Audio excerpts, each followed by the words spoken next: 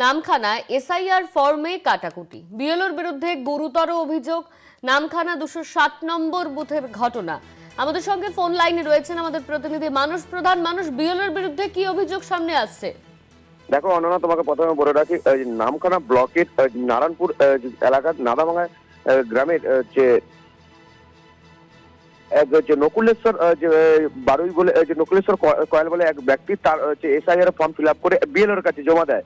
তবে সেই ফর্মে জমা দেওয়ার সময় কিন্তু একদম পুরো ফর্ম ঠিকঠাকই ছিল। তারপরেই তাদের কাছে যে বিডিও অফিস থেকে যে একটি অভিযোগ ফোন করে জানায় তাদেরকে ফর্ম কেটে দেওয়া হয়েছে।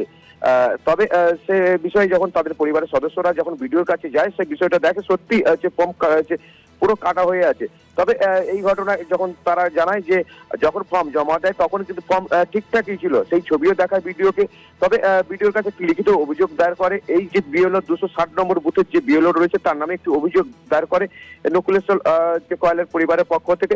তবে গোটা ঘটনায় তদন্ত চালাচ্ছে বিডিও। তবে এ বিষয়ে যে বিএলও রয়েছে 260 নম্বরের যে এলাকার যে বিএলও রয়েছে তিনি কিন্তু সম্পূর্ণ দায় অস্বীকার করে।